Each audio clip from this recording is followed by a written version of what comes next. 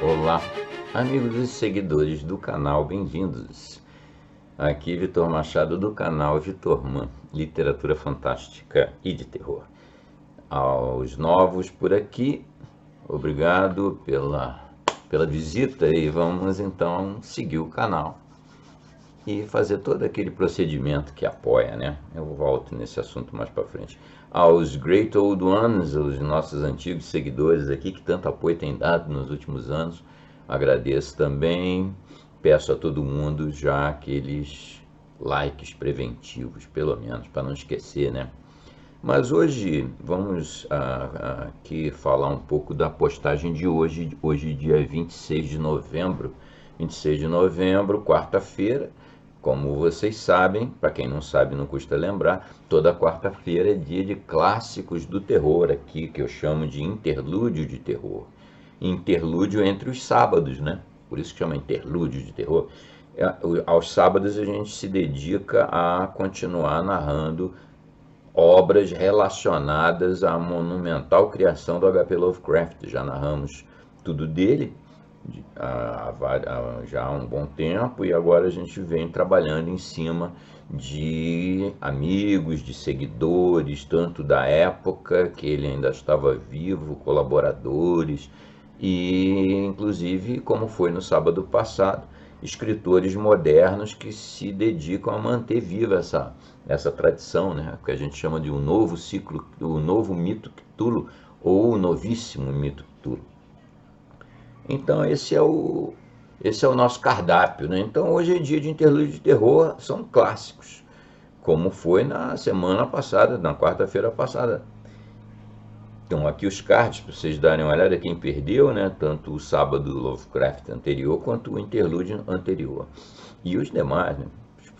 Sempre é possível dar uma maratonada aqui no canal, né? Tem bastante coisa, a gente já passou de 500 postagens, tem material para todos os gostos dentro do universo da literatura fantástica. Bem, hoje eu escolhi um autor que eu já estou para narrar há muito tempo. Na realidade eu estou para narrar a grande obra dele, porém essa grande obra dele é um romance, mas já está programada, tem data e tudo, ainda não vou colocar aqui, mas é no início do ano, já vou narrar o grande romance super conhecido e que uma das obras de ficção fantástica que mais influenciaram pessoas, continua influenciando até hoje, que é o Fantasma da Ópera do grande Gaston Leroux. Só que hoje ainda não é, hoje é um aperitivo de Gaston Leroux, não é ainda o Fantasma vai aparecer em janeiro. Mas hoje eu escolhi um conto, tudo dele é muito interessante, né? Eu vou comentar então aqui sobre, eu não vou falar nada sobre o Fantasma da Ópera, porque tem muito que se falar, e aí eu vou falar durante as postagens lá do romance. Mas hoje dá para a gente comentar qualquer coisa aqui sobre o Gaston Leroux em si, e sobre o conto, né? Um conto muito curioso, muito estranho, muito diferente. Típico Gaston Leroux, para quem já leu muita coisa da obra dele. A obra dele não é lá assim tão fácil de encontrar. Fora, se você tirar o Fantasma da Ópera, vai ser difícil você encontrar outras coisas, né? Mas eu vou analisar então um pouquinho da vida dele e um pouco da obra também. Mas antes, como eu já tinha dito no início, não custa relembrar aqui, para não tomar tempo, vou botar apenas as imagens que relembram vocês dos apoios que o canal necessita. O canal necessita para ser uma atividade sustentável, o canal necessita, o criador de conteúdo, eu no caso, sempre é muito interessante ter um retorno, um estímulo para que o trabalho continue sendo feito indefinidamente, né? Todas essas formas, tem formas gratuitas, a maior parte delas, tem formas com algum custo, está tudo descrito aqui nessas imagens e na descrição do vídeo aqui embaixo. Então, dado esse recado, que não dá para não falar nele, vamos então falar um pouco do Gaston Leroux, o imortal criador do Fantasma da Ópera. Então o nosso Gaston Leroux, ele nasceu em 1868 e morreu em 1927. Morreu relativamente novo, para a época nem tanto, né? Mas morreu relativamente novo, 59 anos. Muita gente associa imediatamente o nome dele ao Fantasma da Ópera, claro. Porém, ele teve uma vida e uma carreira muito diversificada. Ele, assim, resumidamente, né, quando ele nasceu numa família de posses. Ele inicialmente foi direcionado para a carreira jurídica, né, ele formou-se advogado, mas rapidamente ele largou a advocacia e foi ser jornalista, né? Ele foi ser jornalista, era jornalista investigativo, que nem dizem hoje, né? Ele então cobriu eventos importantes. Ele cobriu a Revolução Russa de 1905, por exemplo, logo depois da guerra da Rússia com o Japão. Uma revolução que não deu certo, mas foi uma primeira tentativa antes da Revolução de 17. Teve a Revolução de 1905 e foi coberto pelo Gaston Leroux, para os jornais que ele trabalhava na época. Ele trabalhou para os principais jornais franceses e jornais estrangeiros também, que tinham escritório em Paris, né, como o Le Temps lá da Suíça. Então ele enveredou pelo caminho do jornalismo. Aí o pai morreu, deixou uma baita herança para ele. Ele ficou rico e começou a ter uma vida de... Isso é muito comum, né? Riqueza é um negócio que às vezes é uma maldição para muita gente. Ele começou a gastar absurdamente em luxos e tal, e foi destruindo com a fortuna. Se não é o Fantasma da Ópera, eu acho que ele acabava quebrado, hein? Mas aí o que acontece? Lá mais para frente, na virada do século, ele já começou aos pouquinhos a migrar, né? Ele começou a migrar para a literatura. O que eu posso falar sobre a carreira então dele enquanto escritor é que ele é um criador de personagens, né? Vamos tentar ficar fora do fantasma. Ele criou o Rouletabille, né? É um dos primeiros detetives da ficção. Ele foi claramente inspirado no Sherlock Holmes e no Dupin, lá do Edgar Allan Poe. Mas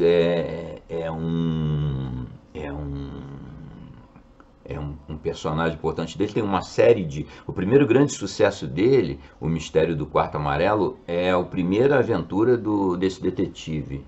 Depois teve vários. Ele fez bastante sucesso no início dos anos 1900, né? O Fantasma da Ópera, por exemplo, é de 1911, se não me engano. 1908. 1911 é o nosso conto. Mas então foi isso. E aí depois ele estava a caminho de quebrar, né, da falência, por conta dos hábitos desbragados dele. E aí ele, com o sucesso que ele obteve na literatura, ele voltou a se equilibrar. É mais ou menos isso que eu posso comentar sobre vida e obra do Gaston Leroux. A obra é um conto muito interessante. Vocês vão reconhecer o tema, certamente, porque esse tema é muito recorrente. Tem cópias descaradas do tema na literatura. Tem muito filme baseado nessa ideia, né? Antologias de horror, está cheio de história que é o mesmíssimo tema criado pelo Gaston Leroux em O Jantar dos Bustos. É um conto meio obscuro, mas eu espero que vocês venham a gostar. Ele é um conto que tem aquele característico toque de ironia, de humor negro do Gaston Leroux, típico. Mas é uma história muito interessante, muito que prende um bocado. Aquele primeiro mistério, a mulher que fala sozinha, aparentemente. Tudo está sendo narrado por um velho capitão do mar, contando para outros colegas dele num terraço lá em frente ao Mediterrâneo. E ele está contando uma história porque ele foi desafiado. Você não tem uma história pavorosa para contar? E ele sai-se com O Jantar dos Bustos, que eu acho que vocês vão gostar bastante. Abração, não deixem de comentar, não deixem de dar likes e pelo menos o hype ao final para ajudar a impulsionar a nossa postagem. Grande abraço para todo mundo, saudações e até sábado que vem, no Sábado Lovecraft final do mês de novembro. Abraço. O Jantar dos Bustos, Gaston Leroux, publicado originalmente em 1911. Quanto ao chinês, ao malgache e ao sudanês, explica Doré em tom confidencial, desconheço seus verdadeiros nomes, suas idades. Aliás, em Toulon nada nem ninguém os conhecem. É um prodígio vê-los aqui. Esses são os de Le Morillon, do verdadeiro Le Morillon. São os capitães da infantaria colonial. Dos 4 anos de serviço, passaram 3 naqueles países longínquos, na China, em Madagascar, no Sudão, e passam o 4º ano a reconstruir seus fígados à beira-mar, aquecendo-se ao sol num jardinzinho de uma vivenda. Dizem coisas sobre eles. Vivem aqui como se estivessem entre os selvagens. Eles comem à maneira dos selvagens. Enfim, é isso. Claude Farrer, Le Petit Allié. O capitão Michel tinha somente um braço, que lhe servia quando acendia e fumava seu cachimbo. Era um velho lobo do mar que conheci com outros 4 lobos do mar, numa noite, durante o aperitivo, no terraço de um café da Vieille d'Ars, em Toulon. E havíamos adquirido o hábito de reunir-nos em torno dos pires, a 2 passos da água marulhosa e dos barquinhos dançantes, nos instantes em que o sol se punha desde os lados de Tamari. Os 4 velhos lobos do mar se chamavam Zanzan, Dorat, o capitão Dorat, Bagatelle e Chanlieu, uma figura esse Chanlieu. Naturalmente haviam navegado por todos os mares, haviam vivido 1000 aventuras e agora que haviam se aposentado, passavam seu tempo contando histórias pavorosas. Apenas o capitão Michel não contava suas histórias. E como não parecia impressionar-se minimamente pelo que ouvia, sua atitude acabou por exasperar os outros, que lhe diziam: Vá! Capitão Michel, jamais vivenciastes uma história pavorosa? Já sim, respondia o capitão enquanto retirava o cachimbo de sua boca. Já sim, vivenciei uma só. Ora, contai-a. Não. Por que não? Porque é demasiado pavorosa. Não poderias compreendê-la. Já tentei várias vezes contá-la, mas todos partiam antes que eu a finalizasse.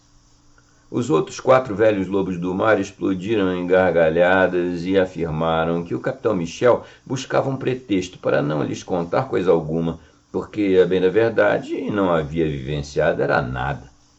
O capitão Michel mirou-lhes durante um instante e, em seguida, com uma resolução abrupta, colocou seu cachimbo sobre a mesa. Esse gesto raro já era em si mesmo pavoroso. Monsieur, iniciou ele, hei de contar-vos como perdi meu braço. Naquela época, há já uns bons 20 anos, eu possuía em Morillon uma pequena vivenda que recebi de herança, pois minha família habitara desde há muito aquela região, e eu mesmo nasci ali. Aprazia-me repousar no intervalo entre 2 longas viagens naquela velha casa. Também adorava aquela localidade, onde vivia em paz com a discreta vizinhança de homens do mar e de militares do exército colonial, que raramente eram vistos, já que na maior parte das vezes estavam ocupados fumando tranquilamente o ópio junto de suas namoradinhas, ou ainda em outras necessidades que não me dizem respeito. Mas vejamos, cada um com seus hábitos, e contanto que não perturbem os meus, é tudo que peço. E certa noite perturbaram justamente meu hábito de dormir. Um tumulto singular, cuja natureza me for impossível compreender, acordou-me num sobressalto. Minha janela, como sempre, tinha permanecido aberta. Escutei estupefato um estranho e imenso ruído que era algo entre o ribombar de um trovão e a percussão de um tambor. Mas que tambor! Dir-se-ia que 200 baquetas furiosas golpeavam não uma pele de asno, mas um tambor de madeira. E esse som vinha da vivenda logo à frente, que estava desabitada há 5 anos e na qual, ainda na véspera, eu havia notado a placa com a inscrição "Vende-se".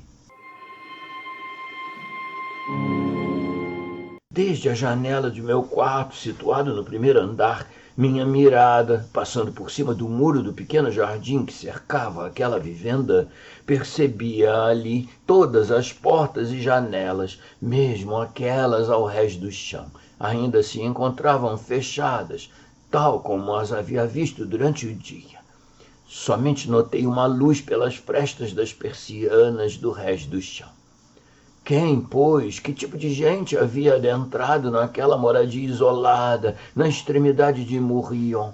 Que grupo havia penetrado naquela propriedade abandonada? E, para celebrar, que espécie de sabá?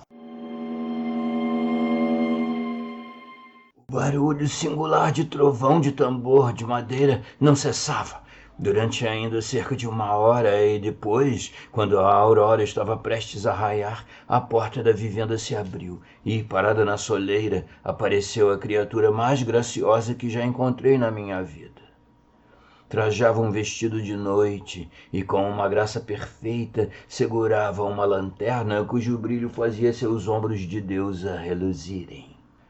Demonstrava um sorriso bondoso e tranquilo, enquanto dizia essas palavras que, em meio à noite sonora, entendi perfeitamente.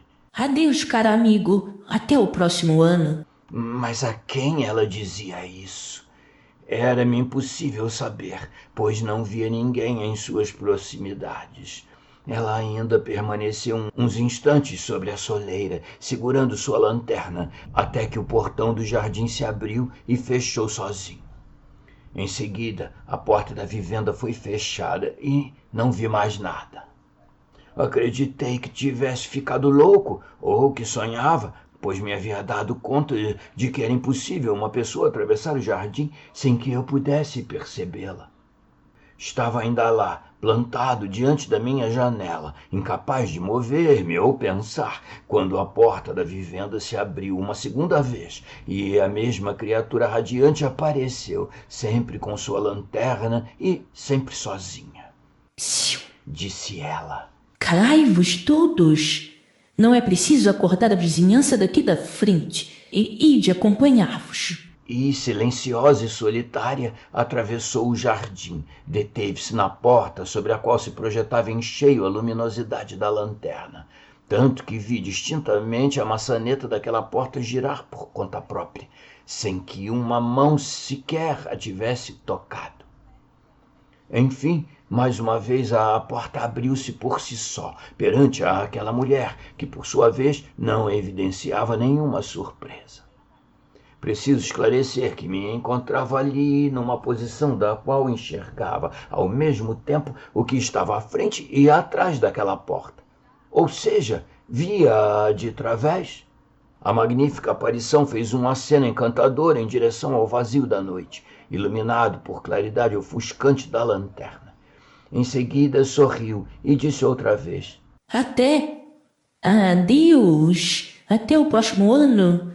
Meu marido está muito contente. Nenhum de vós faltou ao convite. Adeus, messieurs. Imediatamente escutei várias vozes que respondiam: Adeus, madame. Adeus, cara madame. Até o próximo ano. E quando a misteriosa anfitriã estava prestes a fechar a porta, ainda escutei: Por favor, não vos incomodeis. E a porta fechou-se por si só. O ar encheu-se por um instante de um ruído singular. Parecia o chilrear de um bando de pássaros, e era como se aquela linda mulher tivesse aberto a gaiola de toda uma ninhada de pardais. Ela entrou em sua casa tranquilamente. As luzes do resto do chão já se haviam apagado, mas percebi então um brilho nas janelas do primeiro andar. Ao aproximar-se da vivenda, a mulher disse: E já estáis aí em cima, Gerard? Não compreendi a resposta, mas a porta da vivenda novamente se fechou, e passados alguns instantes, o brilho do primeiro andar também se apagou. Estava eu ainda lá, às 8 horas da manhã, junto à minha janela, contemplando estupidamente aquele jardim, aquela vivenda que me fizera ver coisas tão estranhas nas trevas e que agora, no dia deslumbrante, apresentava-se a mim sob seu aspecto habitual. O jardim estava deserto e a vivenda parecia tão abandonada quanto na véspera. Tanto que tão logo comuniquei à minha velha governanta que chegava naquele momento os bizarros acontecimentos que eu havia testemunhado, ela tocou em sua testa com seu dedo indicador encardido e declarou que eu havia fumado cachimbos em demasia. Ora, nunca fumei ópio, e essa sua resposta constituiu-se a razão definitiva pela qual lancei à rua aquela porcalhona velha, da qual deveria já ter me livrado há tempos e que vinha sujar minha casa 2 horas por dia. Ademais, não precisava de mais ninguém, já que no dia seguinte me lançaria novamente ao mar. Tive tempo somente de preparar as malas, fazer minhas compras, despedir-me de meus amigos e pegar o trem para Le Havre, onde uma nova contratação com a Transatlantique me manteria longe de Toulon por 11 ou 12 meses. Quando retornei a Mourillon, não falei de minha aventura a ninguém, mas nem por um instante deixei de pensar nela. A visão da dama à luz da lanterna perseguiu-me por toda parte, e as últimas palavras que ela havia dirigido a seus amigos invisíveis não cessaram de ecoar em meus ouvidos. Até. Adeus. Até o próximo ano. E eu só pensava nesse encontro. Decidi-me também fazer-me presente lá e descobrir, a despeito do que custasse, a chave do mistério que intrigaria, até a loucura, um cérebro razoável como o meu, mas não acreditava nem nas almas retornadas, nem nas histórias de navios fantasmas. Mas, ai de mim, eu logo descobriria que nem o céu nem o inferno tinham algo a ver com essa pavorosa história. Eram 6 horas da noite, quando adentrei na minha vivenda de Mourillon. Era a antevéspera do aniversário da célebre noite. A primeira coisa que fiz ao entrar em minha casa foi correr à janela do primeiro andar e abri-la. De imediato percebi, pois estávamos em pleno verão e num dia muito iluminado, uma mulher de grande beleza que passeava tranquilamente pelo jardim da vivenda à frente, colhendo flores. Com o barulho que fiz, ela ergueu seus olhos. Tratava-se da mulher que segurava a lanterna. Reconhecia. Era tão bela durante o dia quanto era à noite. Tinha a pele tão branca quanto os dentes de um negro do Congo, os olhos mais azuis que a enseada de Tamari. E seus cabelos louros eram tão suaves quanto a mais fina estopa. Por que não o confessaria? Ao vislumbrar aquela mulher com quem sonhava há 1 ano, meu coração sossobrou. Ah, não se tratava, pois, de uma ilusão da minha imaginação enfermiça. Ela estava logo ali, diante de mim, em carne e osso. Atrás dela, todas as janelas da pequena vivenda estavam abertas, decoradas com flores que cultivara. Não havia nada de fantástico em tudo aquilo, afinal. Ela então me viu e prontamente demonstrou certo aborrecimento. Ainda deu alguns passos na aléia ao centro do seu jardinzinho e, em seguida, encolhendo os ombros como se estivesse decepcionada, disse: Entremos, Gerard. O frescor da noite já começa a incomodar. Observei cada canto do jardim. Ninguém. Com quem ela falava? Com ninguém. Ora, estaria louca. Dificilmente parecia sê-la. Eu a vi encaminhar-se para sua casa. Cruzou a soleira, a porta se cerrou e todas as janelas, logo em seguida, foram fechadas por ela. Não vi nem escutei nada de particular naquela noite. Na manhã do dia seguinte, às 10 horas, notei que minha vizinha, em traje de passeio, percorria seu jardim. Fechou a porta à chave e tomou o caminho de Toulon. Por meu turno, logo desci à rua. Apontei já ao primeiro comerciante que cruzou meu caminho aquela silhueta elegante. E lhe perguntei se sabia o nome da mulher. Ele respondeu: Mas é claro, é vossa vizinha. Ela vive com seu marido na vivenda Macoco. Vieram instalar-se aqui há um ano, quando de vossa partida. São bichos do mato, nunca dirigem a palavra a alguém, senão quando necessário. Mas vós sabeis, em Morrion, cada um vive à sua maneira, e as pessoas não se espantam com nada. Assim, o capitão... Que capitão? O capitão Gerard, sim, parece que o marido é um antigo capitão da marinha. Pois bem, nunca o vemos. Por vezes, quando se tem de levar compras à casa deles e a mulher não está presente, escuta-se alguém gritando atrás da porta para deixá-las na soleira, e ele espera que estejamos bem longe para apanhá-las. Podeis julgar que eu estava cada vez mais intrigado. Desci a Toulon para interrogar o arquiteto administrador que havia alugado a vivenda àquela gente. Tampouco ele havia visto o marido, mas me informou que este se chamava Gérard Beauvisage. Ouvindo esse nome, soltei um grito. Gérard Beauvisage? Mas eu conhecia. Eu tinha um velho amigo com esse nome, que não via há mais de 25 anos, e que, como oficial da Marinha Colonial, havia deixado Toulon naquela época para dirigir-se a Tonquin. Como duvidar que fosse ele? De certo modo, eu tinha todas as razões naturais possíveis para ir bater à sua porta, e já naquela mesma noite, que era a célebre noite de aniversário em que aguardava seus amigos, estava decidido a ir apertar-lhe a mão. Retornando a Morrion, percebi diante de mim, na senda em declive que conduzia à vivenda Macoco, a silhueta de minha vizinha. Não hesitei, apressei o passo e a cumprimentei.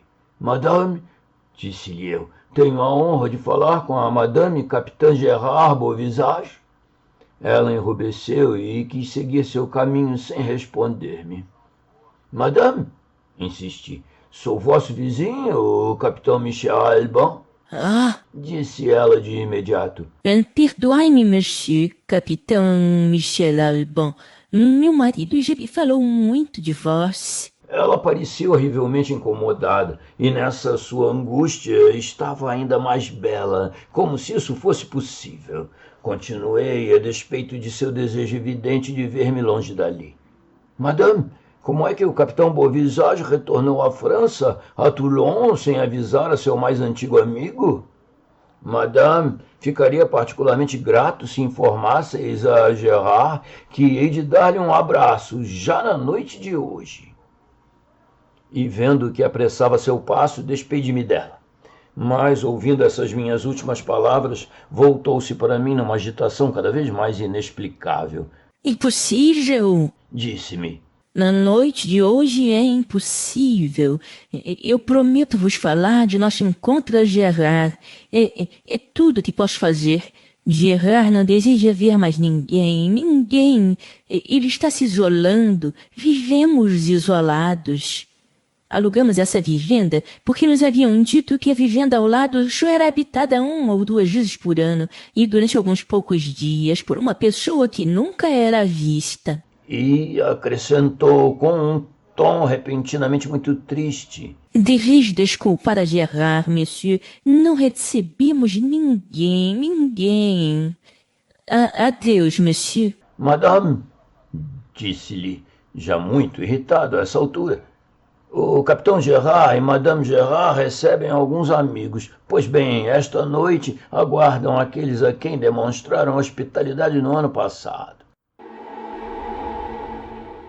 Sua face tornou-se escarlate.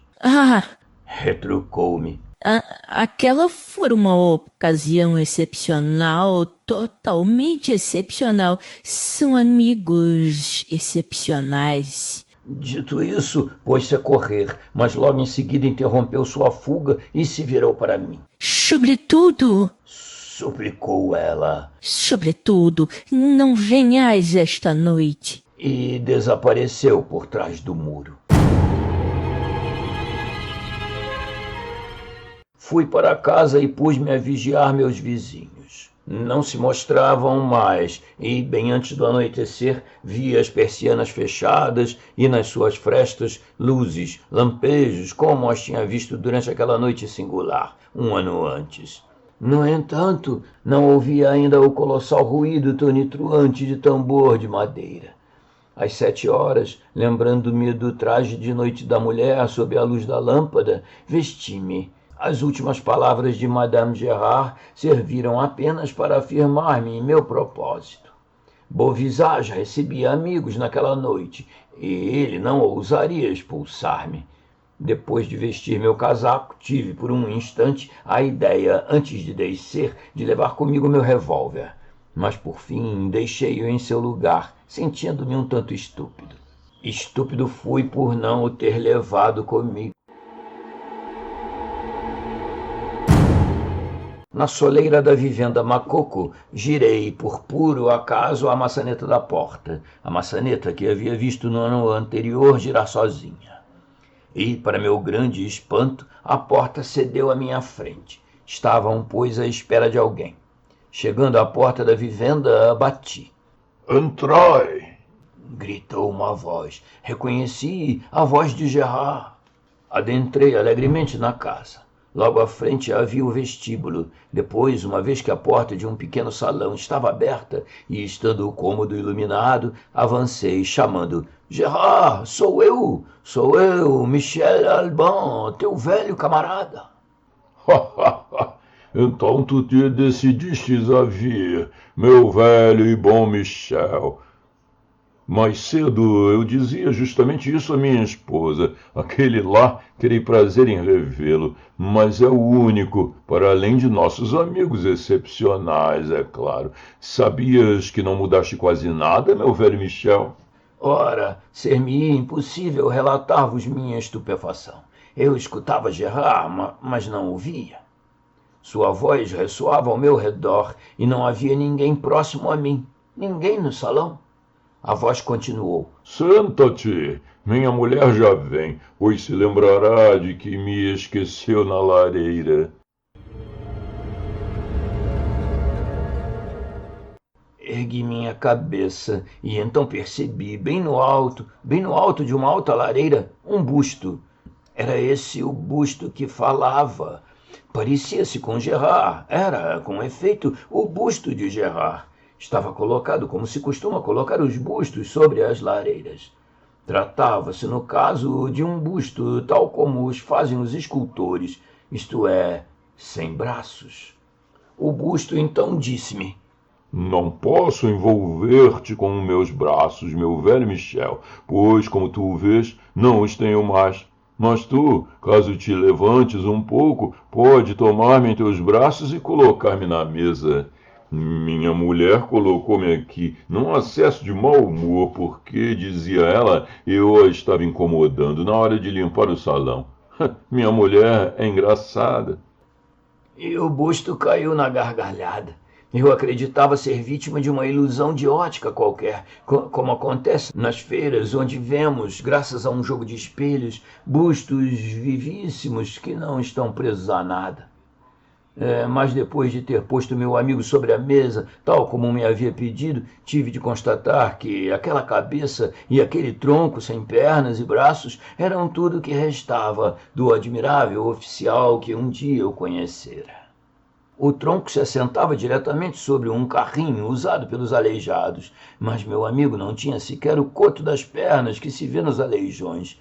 Quando vos digo que meu amigo não era senão um busto, seus braços haviam sido substituídos por ganchos, e não sou capaz de dizer-vos como ele conseguia, ora apoiado num gancho, ora noutro, saltar, pular, rolar, realizar 100 movimentos rápidos que lhe projetavam da mesa a uma cadeira, de uma cadeira ao assoalho, e, de repente, faziam-lhe reaparecer sobre a mesa, de onde falava comigo da maneira mais animada. Quanto a mim, estava consternado, não pronunciava uma só palavra, mirava aquele aborto dar suas piruetas e dizer-me com seu riso inquietante: Mudei bastante, hein? Confessa que não me reconheces mais, meu velho Michel. Fizeste bem em vires esta noite. Vamos nos divertir muito. Receberemos nossos amigos excepcionais, pois, tu sabes, além deles, não desejo ver mais ninguém. É uma questão de amor próprio. Não temos sequer criadas. Espera-me aqui. Vou vestir o meu smoking. Ele se foi e imediatamente a mulher sob a luz da lanterna apareceu. Usava o mesmo traje de gala que usara no ano anterior. Assim que me viu, mostrou-se sobremaneira perturbada e me disse numa voz insensível: Ah, vós viestes. Agistes mal, capitão Michel. Eu havia informado meu marido acerca de vosso desejo de visitar-lhe, mas havia-vos proibido de virdes esta noite. Se eu vos dissesse que quando ele soube que estareis por aqui, encarregou-me de convidar-vos para esta noite. Eu nada fiz, é que... Disse ela, muito envergonhada. Tinha minhas razões para isso. Temos amigos excepcionais que por vezes são incômodos. Sim, eles amam o barulho e o tumulto. Vós certamente os ouviu no ano passado. Acrescentou ela, ao deslizar sobre mim um olhar cínico. Pois bem, prometi-me que ides embora cedo. Prometo-vos, madame, disse enquanto uma estranha inquietude começava a apoderar-se de mim diante daquelas palavras, cujo sentido pleno não podia então compreender. Prometo-vos isso, mas podeis dizer-me por que encontro hoje meu amigo num semelhante estado? Que terrível acidente lhe sobreveio? Nenhum, monsieur, nenhum. Como assim nenhum? Ignorais o acidente que lhe levou os braços e as pernas? A catástrofe, contudo, certamente ocorreu depois de vos casardes? Não, monsieur, não. Casei-me com o capitão já assim. Mas dai-me licença, monsieur. Nossos convidados vão chegar. E é preciso que eu auxilie meu marido a vestir o seu smoking. Ela deixou-me sozinho, prostrado ante um único pensamento bestificante. Ela havia se casado com o capitão quando ele já estava assim? E quase de imediato houve ruídos no vestíbulo, aquele curioso som que pensei antes ser de pássaros, que não conseguira explicar a mim mesmo no ano anterior, e que havia acompanhado a mulher sob a luz da lâmpada até o portão do jardim.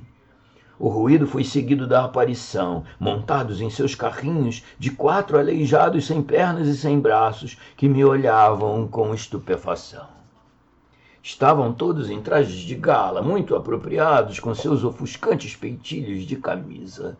Um deles tinha um pince-nez de ouro, o outro, um velhote, um par de lunetas, o terceiro, um monóculo, e o quarto se contentava com seus olhos orgulhosos e inteligentes para olhar-me com um certo fastio. Todos os 4, no entanto, me saudaram com seus pequenos ganchos e me perguntaram acerca do capitão Gerard. Respondi-lhe que Monsieur Gerard estava vestindo seu smoking e que Madame Gerard estava bem. Quando tomei assim a liberdade de falar-lhes de Madame Gerard, surpreendi olhares trocados que me pareceram algo zombeteiros. Disse o aleijado de monóculo. Sois talvez, monsieur, um grande amigo do nosso bravo capitão? E os outros começaram a sorrir de forma extremamente desagradável. E em seguida, todos os 4 a uma falaram. Perdão, diziam, perdão. Oh, nosso espanto é totalmente natural, monsieur, ao encontrar-vos na casa do bravo capitão, que jurou, no dia de seu casamento, encerrar-se no campo com sua mulher e nunca mais receber ninguém. Não, ninguém, além de seus amigos excepcionais. Vós compreendeis? Quando se é um estropiado, tal como esse bravo capitão esteve disposto a ser, e se casa com uma pessoa assim tão bela, é totalmente natural. Totalmente natural. Mas, enfim, se ele encontrou em sua vida um homem honrado, que não seja aleijado, melhor ainda. Melhor ainda. E repetiam, melhor ainda, oh, melhor ainda, e parabéns. Meu Deus, como eram bizarros aqueles gnomos. Eu os olhava e não lhes falava mais. Chegaram outros, em duplas, depois em trios, e posteriormente mais outros, e todos me miravam com surpresa, inquietação ou ironia. Eu, por meu turno, estava inteiramente transtornado de ver tantos estropiados, pois, por fim, começava a entrever claramente a maior parte dos fenômenos que perturbavam meu cérebro, e, se muitas coisas eram explicadas pela presença dos estropiados, esta presença em si, por sua vez, ainda não havia sido explicada, assim como a monstruosa união daquela magnífica criatura com aquele medonho e reduzido pedaço de humanidade. É claro, compreendi então que os pequenos troncos ambulantes teriam passado despercebidos por mim na estreita aléia do jardinzinho, ladeada de arbustos de verbena, e sobre a senda em declive entre duas sebes baixas. E, na verdade, quando me dizia que era impossível não ver uma pessoa passando por essas sendas, eu pensava apenas em pessoas que teriam passado ali com suas duas pernas, é claro. A própria maçaneta da porta não tinha mais mistério algum para mim. E naquele momento via em minha imaginação o gancho invisível que a fazia girar. O som, que pensei ser de pássaros, não era senão das rodinhas mal olhadas daqueles carrinhos para aberrações. Por fim, o colossal e estrondoso ruído de tambor de madeira possivelmente seria o de todos aqueles carrinhos e de seus ganchos batendo no soalho, na ocasião em que, talvez, após terem participado de uma excelente ceia, os senhores aleijados se refestelavam com um pequeno baile. Sim, tudo aquilo assim se explicava, mas sentia perfeitamente, ao mirar seus estranhos olhos ardentes e ao escutar os singulares ruídos de pinças, que haviam alguma coisa de terrível, ainda por ser explicada. E que tudo o mais que já me havia deixado atônito não era relevante. Nesse ínterim, Madame Gérard Beauvisage logo se apresentou, seguida de seu marido. O casal foi acolhido por gritos de alegria. Os pequenos ganchos dirigiam aos dois um rufar e clangor infernais. Tudo aquilo me aturdia. Em seguida, apresentaram-me. Havia estropiados por todos os lados, sobre a mesa, sobre as cadeiras, sobre os cavaletes, nos lugares onde deviam encontrar-se jarros, sobre um aparador. Um deles se encontrava como um Buda no seu nicho sobre o buffet. E todos aqueles me estendiam seus ganchos de forma muito polida. Para a maioria das pessoas pareceriam corteses, com seus títulos e genitivos. Porém, mais tarde, soube que se apresentaram com falsos nomes, por motivos que logo ficaram claros. Lord Wilmore era certamente o mais bem comportado. Tinha uma bela barba dourada e um belo bigode que cofiava o tempo todo com seu gancho. Não saltava de móvel em móvel como os outros e não ficava a voar pelas paredes como um grande morcego. Só estamos agora aguardando o médico, Disse a dona da casa, que de tempos em tempos me olhava com uma tristeza evidente, mas que prontamente voltava a sorrir para seus convidados. O médico chegou. Este também era um estropiado, mas havia conservado seus dois braços. Ofereceu um deles a Madame Gérard para que o acompanhasse à sala de jantar. Com isso quero dizer que ela lhe pegou na ponta dos dedos. As entradas foram servidas na sala, onde as persianas estavam bem cerradas. Grandes candelabros iluminavam uma mesa coberta de flores e acepipes. Não havia sequer uma fruta. Os 12 estropiados saltaram prontamente para suas cadeiras e começaram a debicar as tigelas glutonamente com seus ganchos. Não era algo bonito de se ver, e eu mesmo fiquei atônito ao constatar como aqueles homens-tronco, que pareciam até então bem educados, devoravam com voracidade. E depois subitamente se acalmaram. Seus ganchos se recolheram, e me pareceu que se estabelecer entre os convivas aquilo que comumente se qualifica de um penoso silêncio. Pois bem, meus pobres amigos, o que quereis? Nem sempre temos a sorte que tivemos no ano passado. Não fiqueis abatidos, com um pouco de imaginação conseguiremos a mesma animação. E, voltando-se para mim, enquanto erguia por uma pequena asa o copo que tinha diante de si, A tua saúde, meu velho Michel, a saúde de todos nós. E todos ergueram seus copos, com suas pequenas asas na ponta de seus ganchos. Os copos se balançaram sobre a mesa de uma maneira muito estranha. Meu anfitrião continuava. Tu não pareces muito à altura, meu velho Michel. Lembro-me de ti mais feliz, mais à vontade. É o fato de sermos assim que te deixa triste? O que queres? Somos como podemos ser, mas é preciso rir. Estamos todos aqui reunidos, os amigos excepcionais, para celebrar os bons tempos, quando todos nos tornamos assim. Não é verdade, Monsieur de la Daphne? Ora, Continuou a narrar o capitão Michel com um grande suspiro. ora...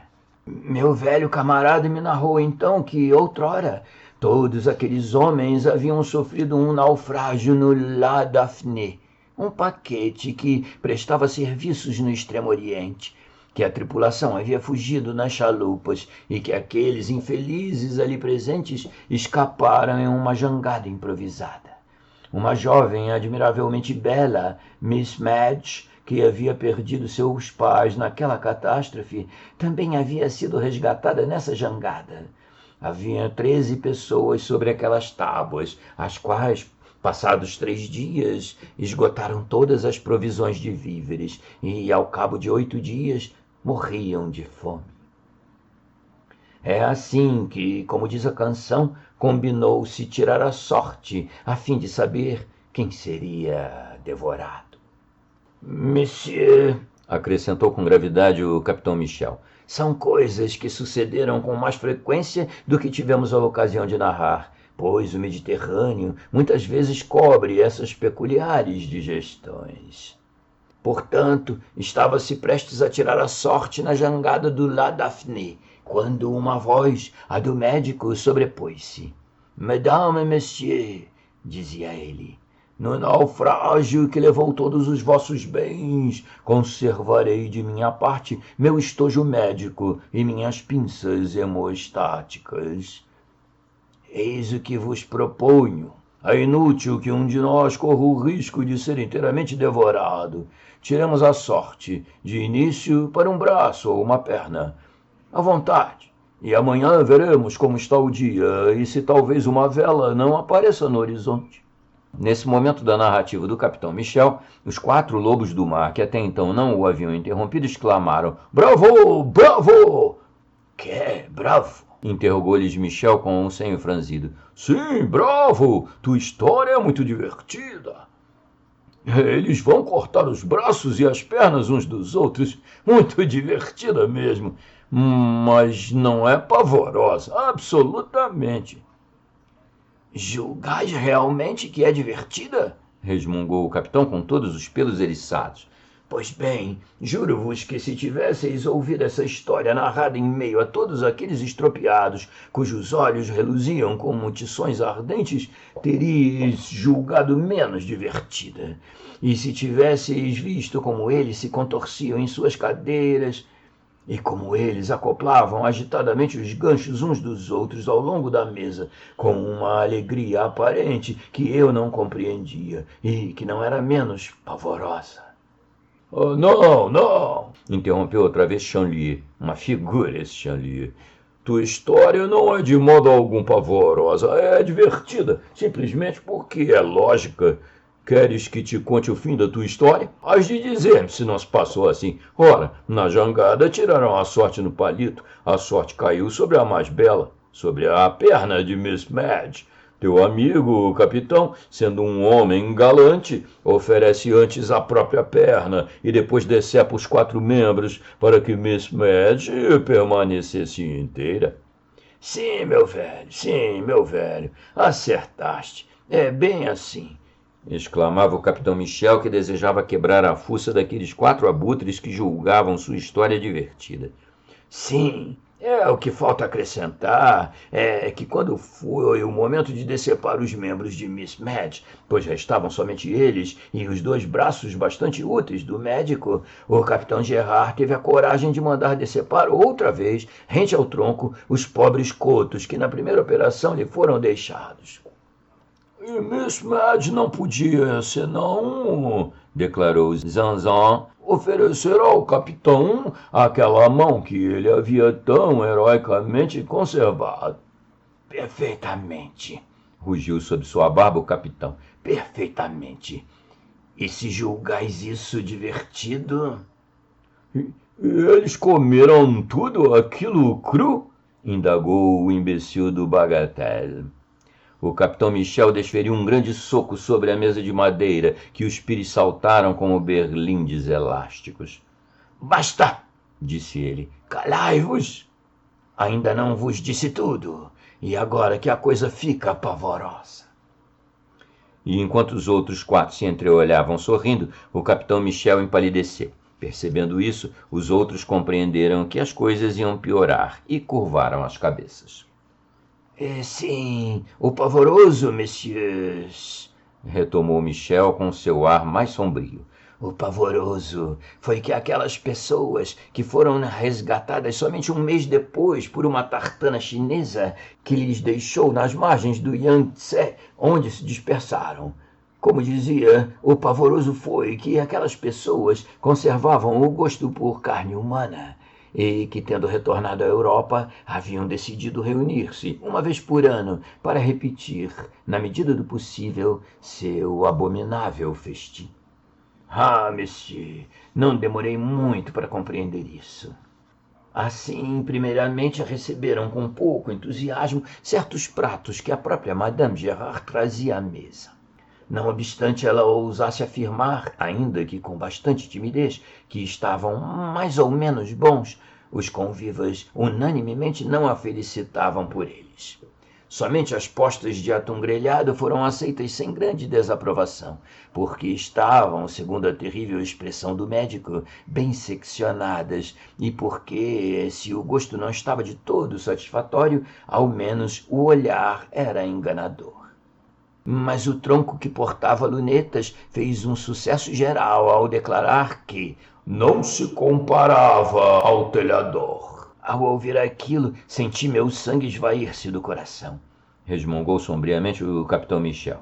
Pois me lembrei de que no ano passado, numa época como aquela, um telhador havia morrido ao cair de um forro no Quartier de l'Arsenal, e que haviam encontrado seu corpo, do qual faltava um braço.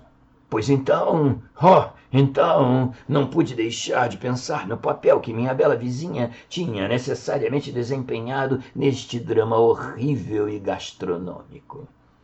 Dirigi meu olhar para os lados de Madame Gérard e percebi que ela calçava suas luvas que iam até os ombros, e que também havia jogado apressadamente sobre os ombros um xale que lhe descobria por inteiro. O conviva, sentado à minha direita, isto é, o médico, o único de todos aqueles homens-tronco que tinham mãos, havia também calçado suas luvas.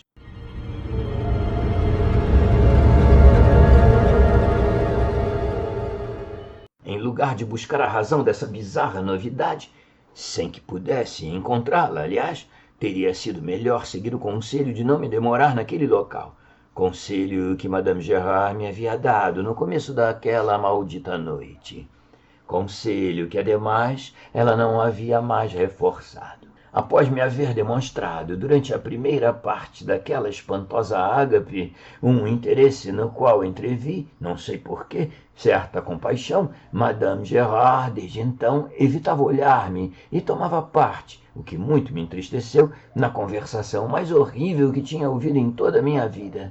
Aqueles homens pequeninos, numa agitação exagerada, em meio a incontáveis sonidos de pinças com as quais batiam os seus pequenos copos com asas, faziam severas reprovações ou dirigiam entre si calorosos elogios com relação ao gosto que eles tinham.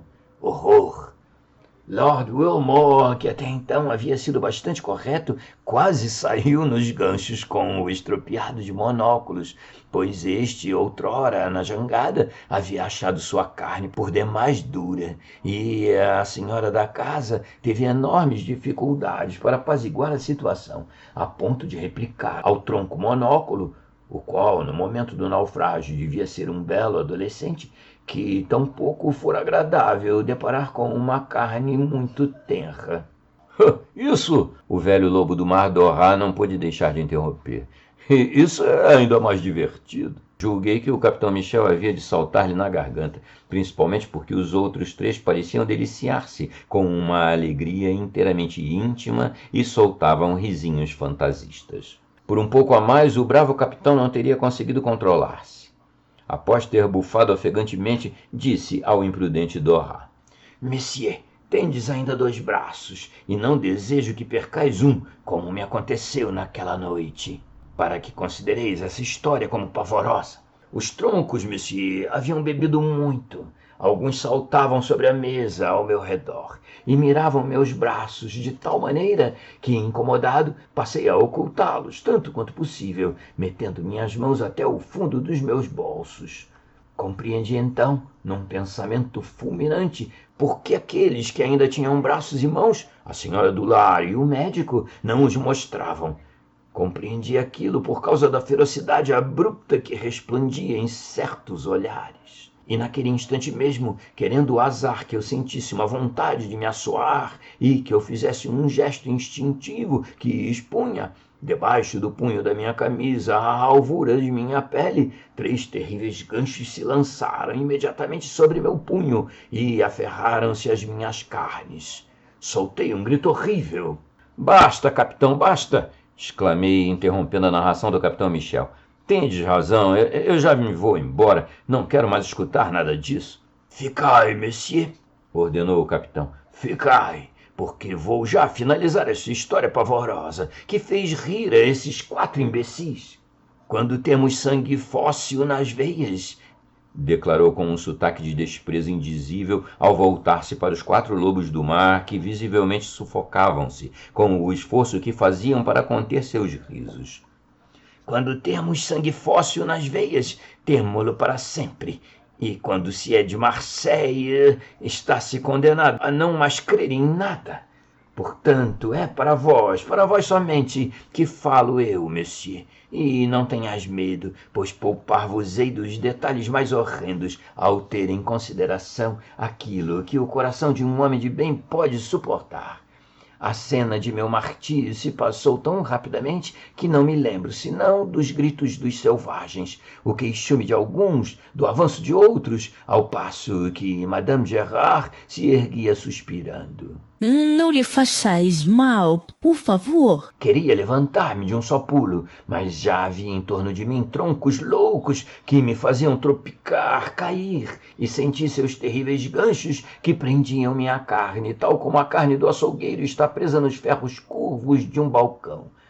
Sim, monsieur, nada de detalhes. Prometi-vos, melhor ainda, não poder dar-lhes esses detalhes, pois não assisti mais à operação.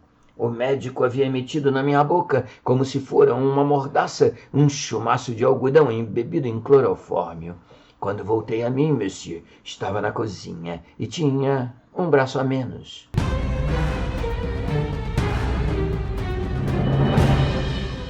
Todos os troncos estropiados estavam na cozinha em torno de mim.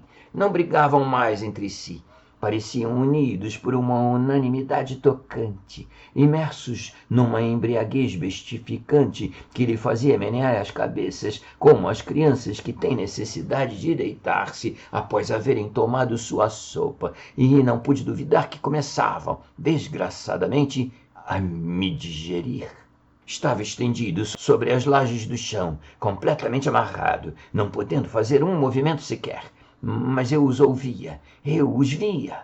Meu velho camarada Gerard derramava lágrimas de alegria e me dizia: Oh, meu velho Michel, jamais teria acreditado que fosses tão tenro.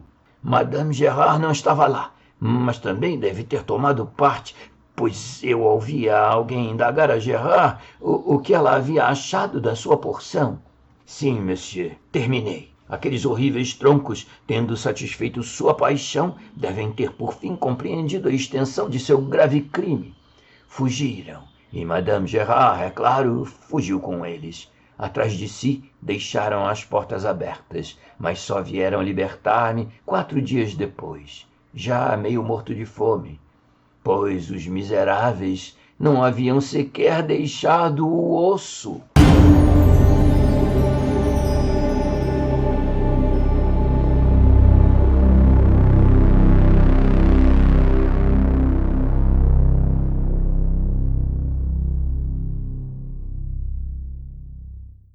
Bem, amigos, espero que tenham gostado. Temos aqui na página final da postagem umas sugestões de novos contos do Círculo Lovecraft, do Mito Cthulhu, e também os grandes clássicos do horror já narrados aqui no canal. E caso vocês tenham gostado muito, considerem a hipótese de ajudar o desenvolvimento do projeto aqui do canal, entrando para membros. Um abraço, até mais!